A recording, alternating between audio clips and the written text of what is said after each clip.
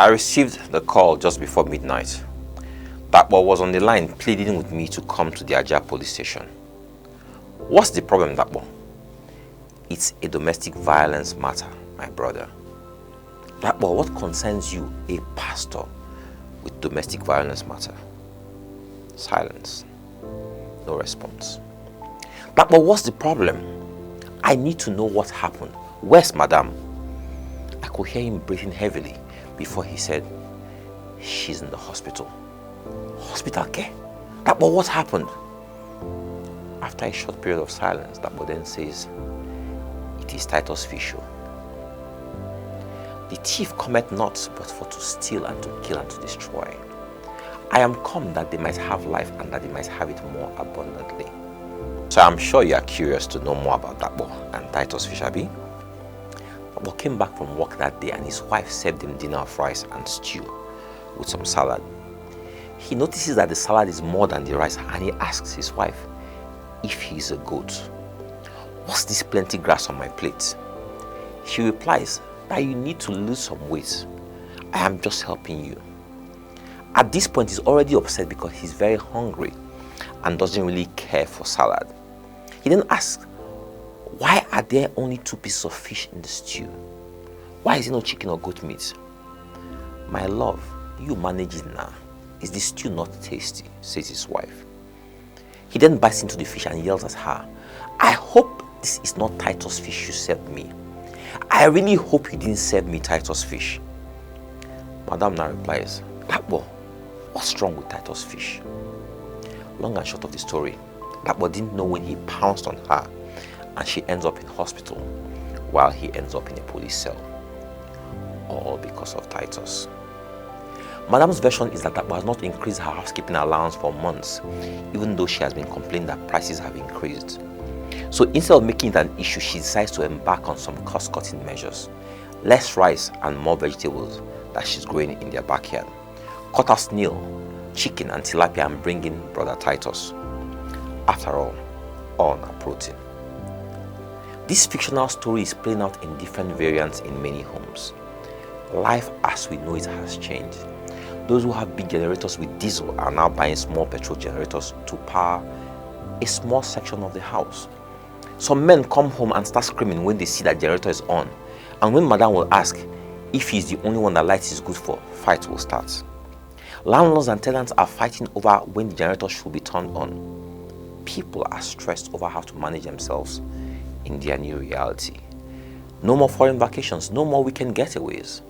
The exchange rate has made life unbearable for many. Couples are debating if to pull their children out of foreign schools and bring them back to Nigeria.